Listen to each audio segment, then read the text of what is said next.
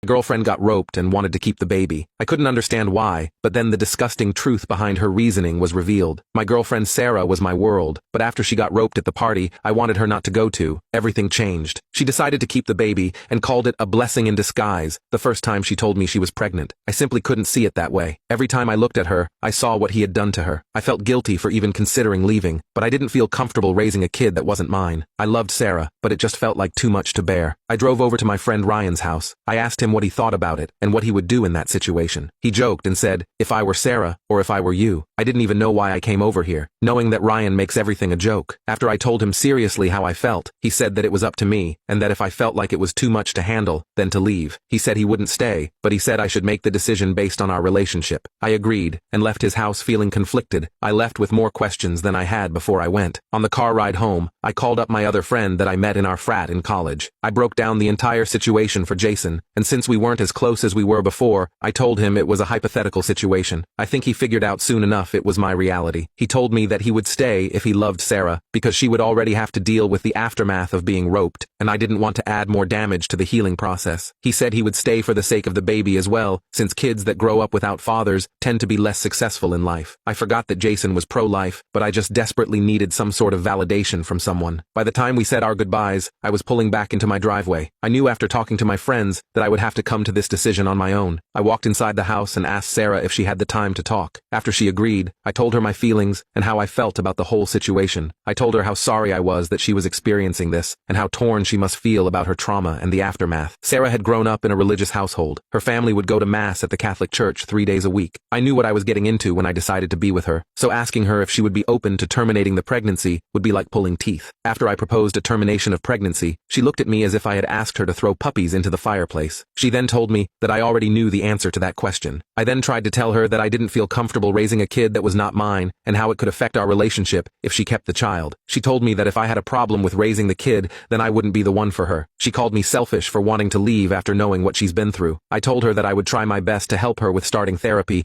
and healing from the incident, but a kid would change the entire dynamic of our relationship. She said she was done with this conversation and stormed off into the bedroom. I sat there feeling defeated and not knowing where to go from there. I truly loved Sarah and wanted the best for her, but I was torn because I didn't want to stay somewhere where I knew I would be unhappy for the rest of my life. I didn't think I could handle the weight of the resentment. The weeks that followed were an emotional roller coaster. Me and Sarah would have amazing days. We would go on dates to our favorite spots, then come home and enjoy one another. Then after a while, Sarah would say something about the baby, or speak about how she's gonna miss times like this after the baby is born, and it would cause us to go through the same argument that we had the first night. I'd tell her that she wouldn't have to miss those times because we could just get rid of the baby. Then she'd tell me that I was being selfish again, and to just let her have this one thing, and it would always end the same way. Sarah was keeping the baby, and there was nothing I could do about it. After a few days, she would think that I had forgotten the argument, or think that I agreed to be with her since I didn't treat her differently, and things would go back to normal until again, she'd bring up something about the baby, and we'd have that same back and forth disagreement. I just couldn't understand why Sarah, who was 19 at the time, would want to keep this baby. Babies are crazy expensive. We were both in college at the time and had enough loans as it was. A baby would only put us in more debt. I understood the religious aspect of it, but she never seemed that interested in having any kids when we met. What changed? I went to bed that night, laid down in my dark bedroom, and began thinking. I needed to know what changed in Sarah and how we could move past it, or if we could. I decided the next day to go through Sarah's phone. I know it's not the best thing that I could have done, but talking to her about the baby only ended in arguments. I needed to know why she wanted to keep the baby so bad. I saw her text messages with her friend Bridget. There all I saw was a bunch of cat memes and the occasional girl talk about Bridget's dating life. They didn't speak much about the baby. Then I went through the rest of her most recents. They were mainly text messages from Victoria's Secret or Bath & Body Works with coupons. I felt hopeless until I stumbled across the conversation she had with her parents. I opened the group chat and see text messages from her mom the night after the incident. Her mom texted her that she wouldn't have got roped if she wasn't always showing her belly button piercing, and how she told her that she always wanted to go party with her friends, and look at where it got her. This text was as long as the phone screen. She went on to say that she shouldn't be wearing the makeup she does, and how she's always attracted attention from men since a young age, hence why the priest at their old church had to step down. She blamed her for looking too pretty, and that she tried to warn her about her promiscuous ways. Later in the text, she told her that she'd better keep it if she wanted to make it to heaven. She said that she did enough by acting like a Jezebel and that the kid would help her slow down. She ended the hate-filled text by telling her that everything that happened to her, she deserved it. Sarah's reply wasn't there because I assumed she called her mom or talked to her in person. I checked her call log, and sure enough, 8 minutes after receiving the text message to the group chat with Sarah and her parents, Sarah had called her mom. At that moment, Sarah had walked into the kitchen where I was reading her phone. I swiped out of the messages and closed the app. Then I locked her phone and threw it down on the kitchen table with a quickness. Without being able to process what I read, I had to collect myself fast. I greet Sarah with a hug and a kiss. I could only imagine the heartache she had been through. I asked her how she was doing, trying to be as compassionate as possible.